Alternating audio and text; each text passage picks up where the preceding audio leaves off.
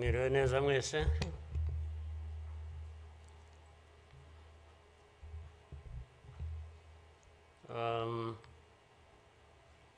Ngira ngo biroroshye wenda kugera aho mpera.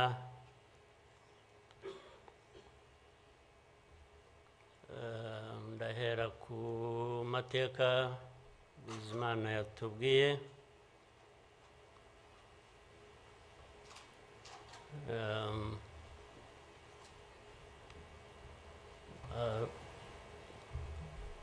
Arambuye afite ibimenyetso ashingiyeho, ariko ndagira ngo mbanze nshimire mwese abari hano mwaje kwifatanya n'igihugu n'abanyarwanda, cyane cyane mwebwe abaturuka hanze mu bindi bihugu cyangwa abihagarariye hano mu gihugu cyacu.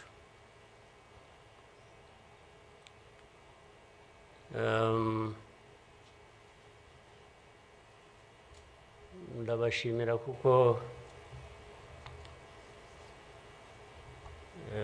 kenshi ko dusigaye tubibona ko bisigaye biri.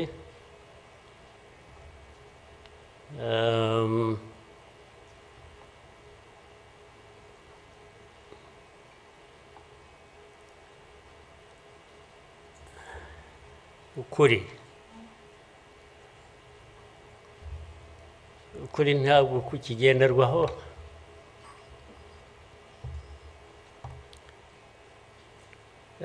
ni nacyo gituma, ariko reka mvugane, hari umuntu w'inshuti yanjye wigeze kumbaza ati ariko wowe nk'umuntu ubaho ute ugahuza bimwe, ndaza kubivuga mu rurimi rw'amahanga, arambaza ati ubaho ute ugahuza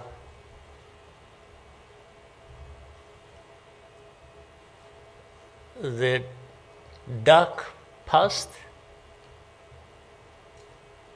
and the cruel present.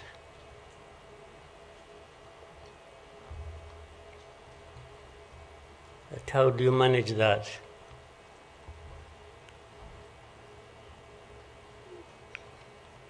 Ariko uko nabyumvaga ntabwo ari igihe yabazaga gusa, yabazaga u Rwanda.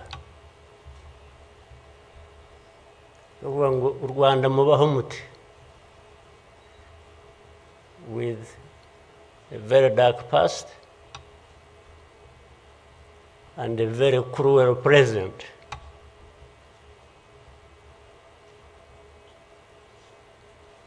Icyo namushubije nuko from the beginning we were under an illusion that the two were siblings and we had to deal with them as such. You have to deal with the cruel present, knowing that it is very, very much related to the dark past. They are inseparable. So for us, we have a choice to make.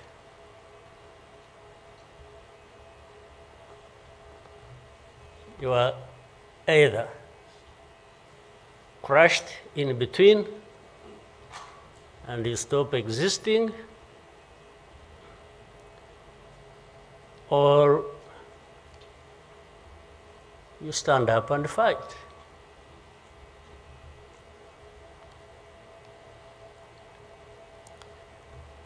When people are saying in the testimony that, you know, the hope they have and that what happened here 30-something years ago will never happen again.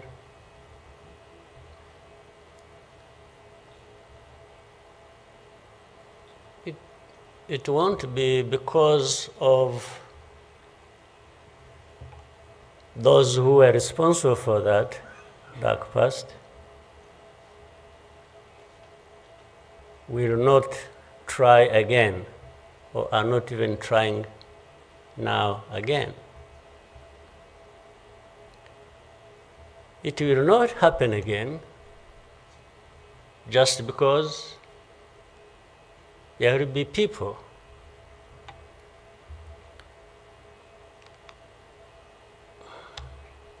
who will stand up and fight.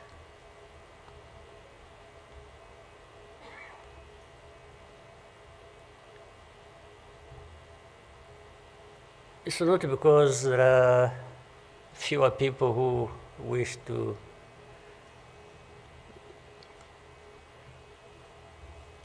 perish or who would have wished us all to disappear, this country to disappear.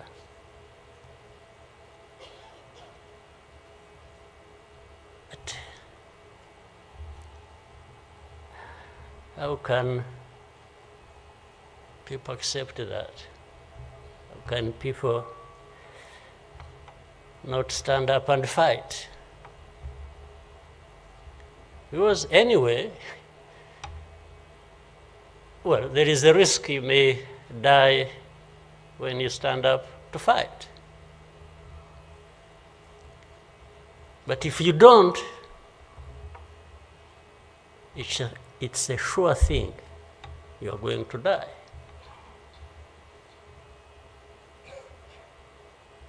So why don't I try the former? Why don't I try to stand up and fight with the chance that you might survive and live on your life as you want it, instead of giving up and you let people treat you as if for you to live, it's a favor that they are going to do for you. Why?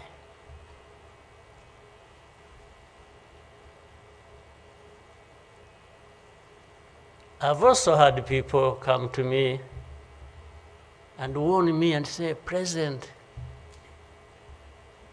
you know you are too vocal, you say things that challenge these people who have the power in their hands and they're going to kill you.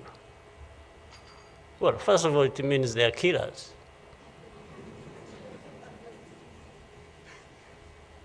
But my answer to them is, you know what? If I were to be there to just accept these things to happen, I don't think I would count myself as living anyway. It's like I would already be dead. To live a life of lies, of pretense,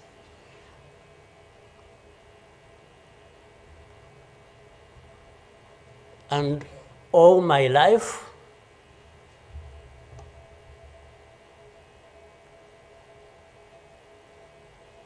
to somebody else, I would be dead anyway. So why don't I die fighting?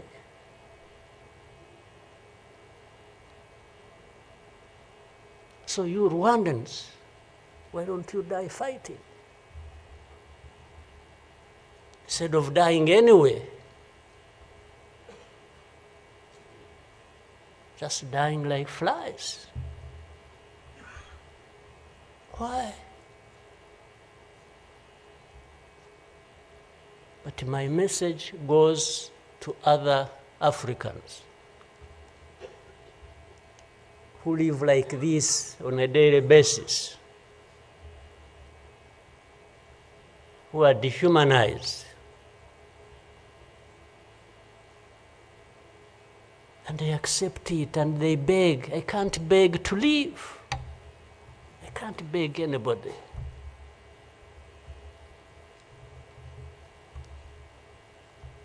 We will fight. If I lose, I lose. But there is a chance. There is a chance, a significant chance, that if you stand up and fight, you will live. And you will have lived a dignified life that you deserve, that anybody else deserves. So these people who are there to the UN, they are there to these Western capitals, they are everywhere, they are just saying, Rwanda, this small country, this Rwanda. I mean, you see, when you are talking about Rwanda and ganging up together against Rwanda, you think it's some country that is, I don't know. Then when I remember the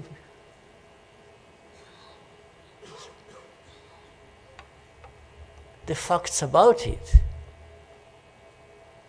I just imagine the world has gone amok.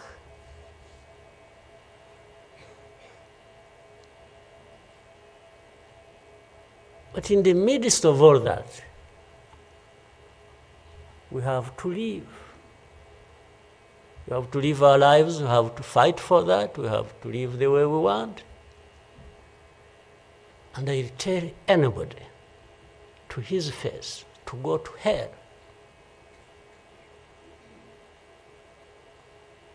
If anyone comes around and thinks they can, they come and say, hey, we're going to sanction you. To what? Go to hell. Just go to hell.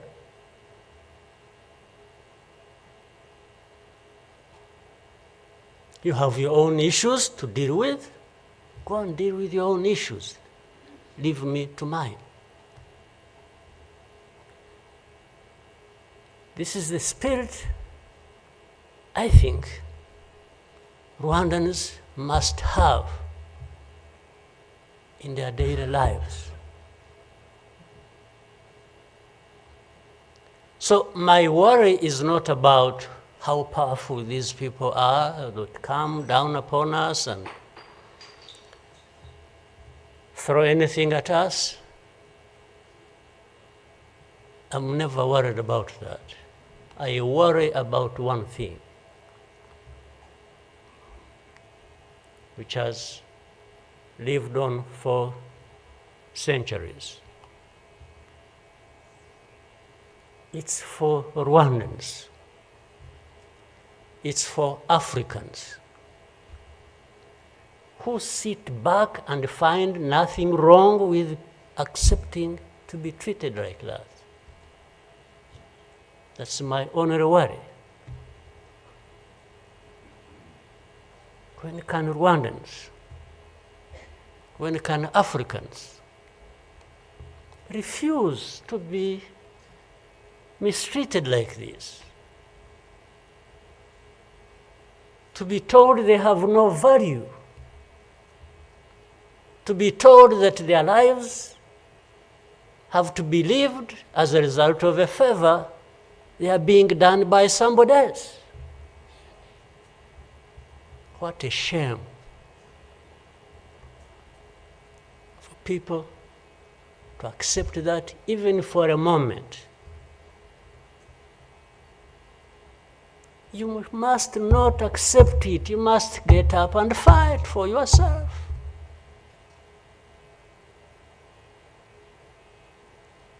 And then you have fools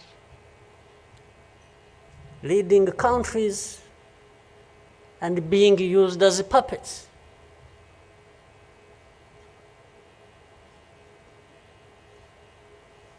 And they are stealing from their own resources, which they should be putting to the good use of their own people and develop them. They just put everything to their own use, find billionaires in a sea of poverty, millions of people going hungry, and their leaders, billionaires, money that has been stolen from the resources of these people, and these are the ones received in Western capitals and praised, and when, Rwanda is being crucified literally at the UN and everywhere, these are the ones who show up and everybody else is doing their bidding.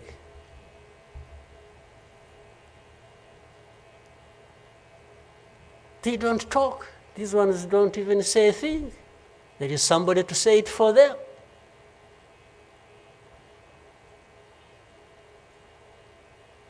You don't say a thing.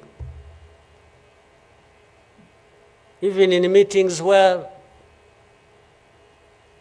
solutions are being thought about and crafted and so on, they are absent because somebody else is there. They are addressed there. When their name comes up, they say, no. You see, I see it on a daily basis. Somebody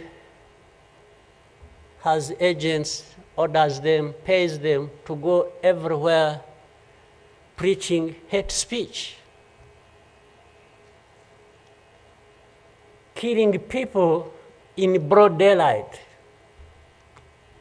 setting fire on these people, burning in broad daylight. And when it comes up for discussion, they say, no, it's not this one. No. You see some other people, we look for them. But the person keeps coming up. He says, no, I will take the war to Kigali, I remove the government, these Tutsis, we are tired of them, like we were tired of them 31 years ago. Here. And it's okay. These wonderful people, these powerful people who tell us what to do and what not to do, they are okay with that. They are fine with that.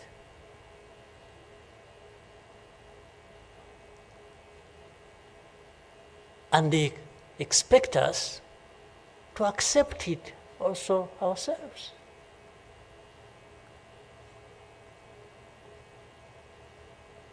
In broad daylight.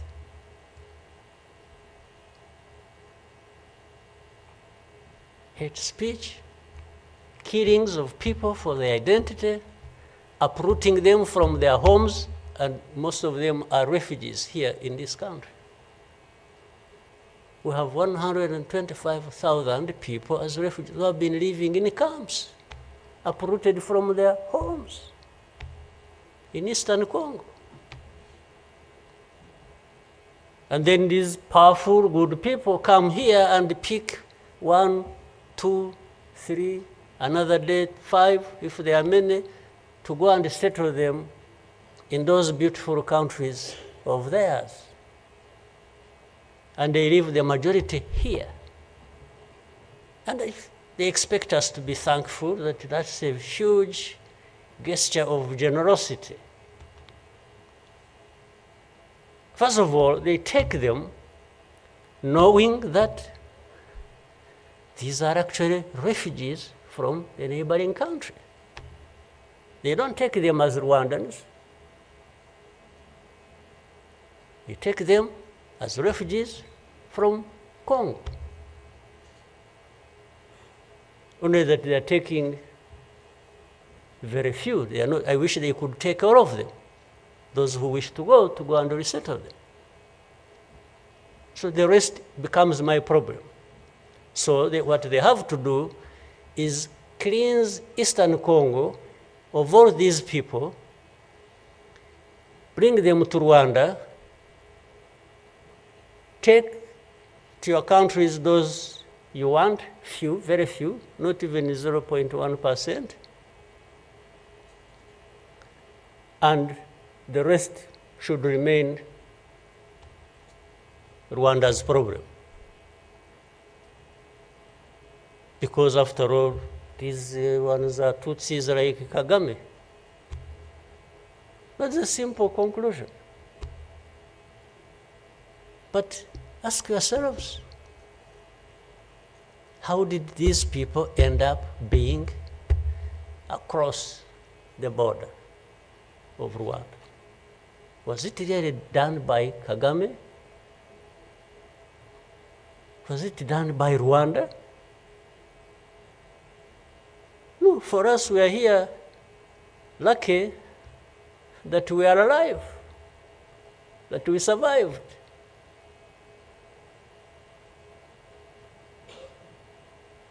So,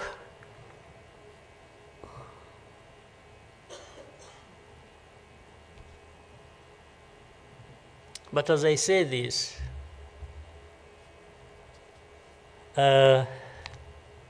even for my sanity and the country's sanity, we have sometimes to just try to do things differently. Meaning, if you want to be helpful, if you want us to be partners, we are happy to play our part, and you can be sure you will find a reliable partner in us, irrespective of what we think about you.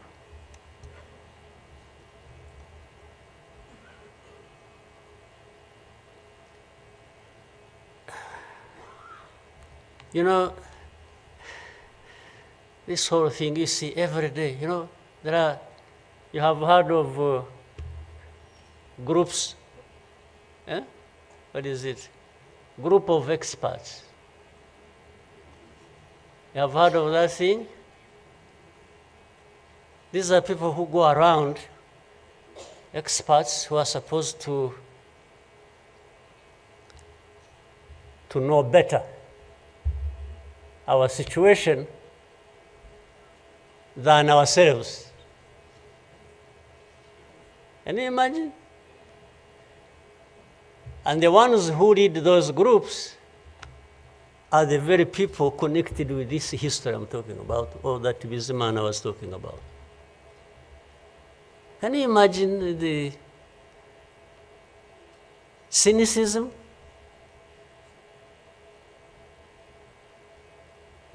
And this expert comes to me and asks me, you know, but this,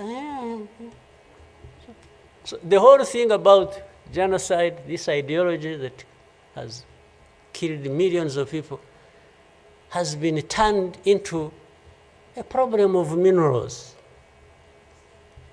You know, it's okay. Let's imagine it's a problem of minerals now. Was it a problem of minerals in 1994? Which minerals were we fighting for here? Just imagine. Which minerals?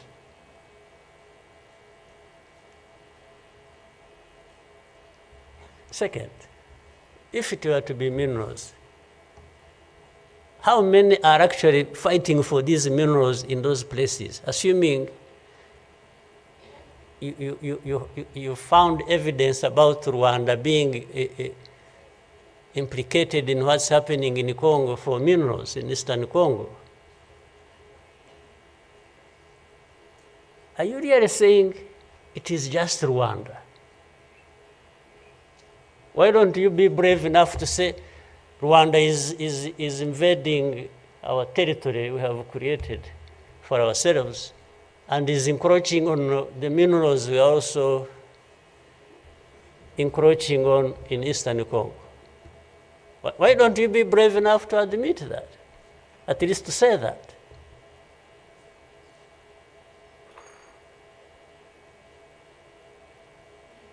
Minerals? If what is the allegations, if these allegations were true, you know what? Rwanda would be as rich as you are, those who make the accusations. We would not be needing your money at all. Which you give us nothing and you come and beat us up for for everything. I mean, yeah, that is the world between the dark past and the cruel present.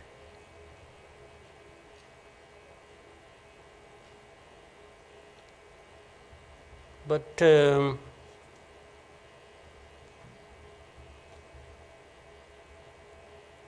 what didn't kill us and finish us 21 years ago has hardened us, has prepared us for the bad things that will always come anytime these people want and wish. Honestly, I want to assure you, we will not die not fighting like last time. And fighting does not involve invading anybody's territory, does not involve going after something that is not ours. Fighting, I mean, is if you find us here and want to treat us the way you want that we have seen in the past, I just want to assure you, you will not succeed. You will not succeed. I think I beg all these Rwandans, we should be itching for a fight with anybody who wants to come here and turn things upside down. And I think there are many who are ready to join for that. But for our friends, our partners, please, don't misunderstand us, don't mistreat us. We have had enough of it. Take it somewhere else. Take it somewhere else. You know, this Bizimana who was telling you this whole history, by the Bizimana, if you could compile that and distribute it to our friends and all of us. I actually want a copy of what you... But I think you should give our friends and others, they need to... Much as in the cruel present, facts don't matter, evidence doesn't matter, the truth doesn't matter. What matters is what pleases you on any day, and doesn't matter what facts about others. But and I was saying this because this Bizman made another presentation another time that involved the same people he was talking about. And the next day, from embassies, people came to him, threatening him. Yeah. You know, they even, they are so foolishly brave to just, you know, they went to him. And I think another message went through Foreign Affairs. It's like this man who is saying this, and he was not saying it is not true, but he was saying no for daring to say it, even if it is the truth. Yes, they threatened him, and they even started threatening he will not get a visa to travel to some places, face to face, like that. Somebody from the embassy threatening our minister. Of course, I can't blame them that, given this history we have had, that from the embassy they even think they are above the minister. Yeah. He just come and say, you dare say this. He wasn't saying, this is contrary to the truth or evidence we have. Why did you present lies? No. He was just saying, whether lies or truth, you shouldn't have said it. That is the cruel present we live in, but we must confront it, and we will. We shall. No question about it. I've also told people that anyway, for us, we are in a sort of not bad position, because the worst has already happened to us. I don't think anything worse will happen, ever. So those who are scared, fearful of anything, I just want to console you in some way, if you may, that actually the worst has already passed. When we lost the people during that time, the young man was giving a testimony about. Do you think anything like that would ever happen again? I don't think so. So why would we be scared of anything? The worst.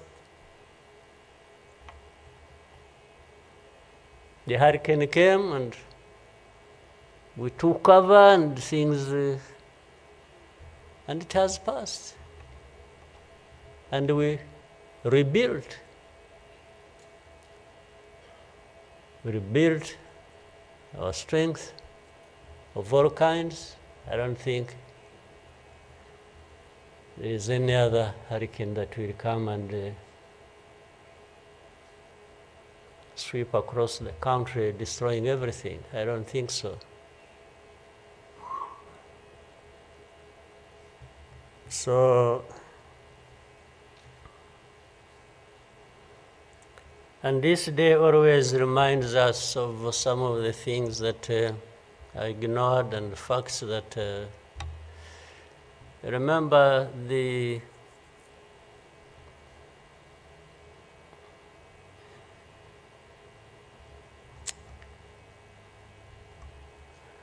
book written by somebody many of you know, Philip Gurevich,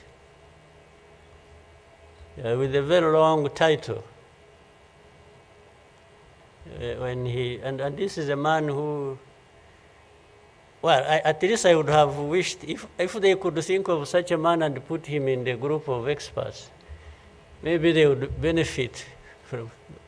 But you bring somebody just because she comes from a country that colonized Rwanda and that becomes the expert. I think that's not serious. But he said that the title of the book was, "We wish to inform you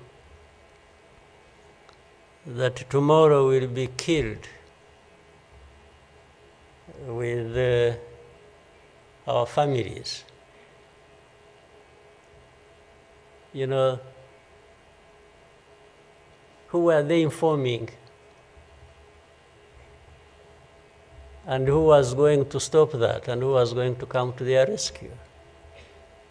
Nobody. It just happened as they said it. People kept telling the world, "We want to inform you that tomorrow we are going to be killed with all our families." And who cared? And the families were killed indeed, including the family of the young man who was testifying here. Well, including our families, those of us standing here, who have been demonized every single day about our history. The history where there is a force that always has been attempting to turn victims into perpetrators. So these people who give testimonies and say what happened to them, they are actually now perpetrators. They are no longer victims.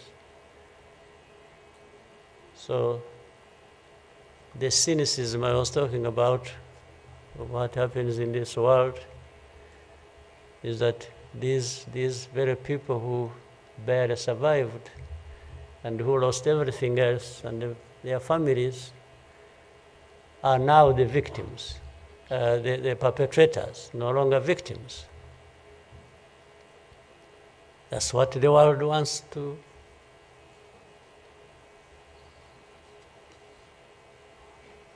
create about us. I think I should, even for,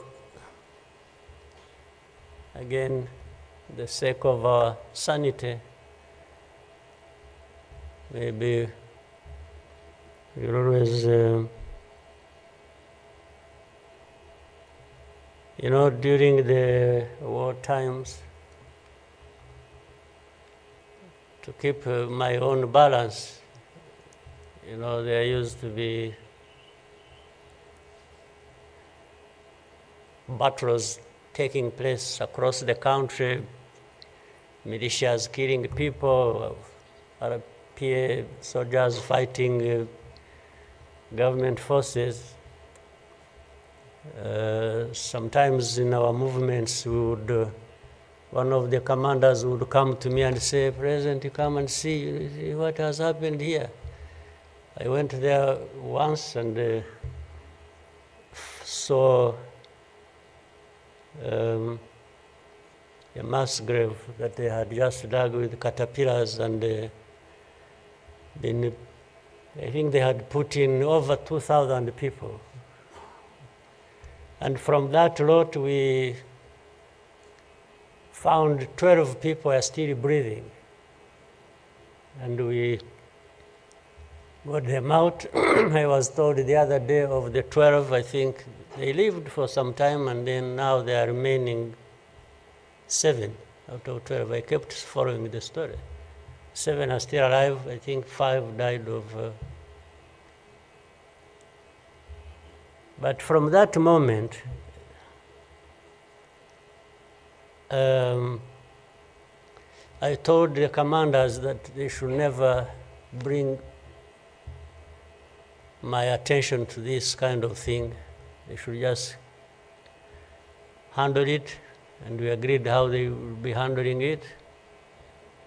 But I should never, I don't even need to be informed or, and the reason was simple.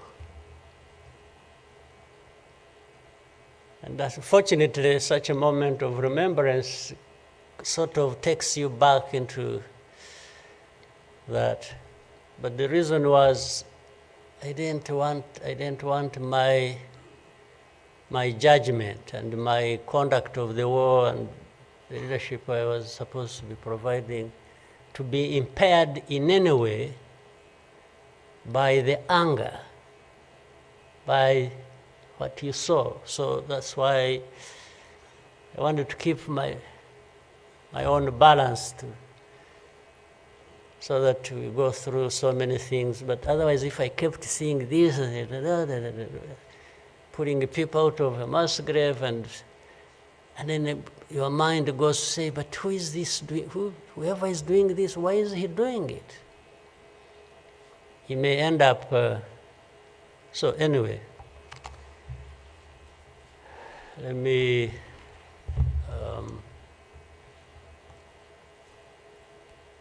end here. There will always be another day, another year to commemorate our lost people. But for Rwandans, I beg you,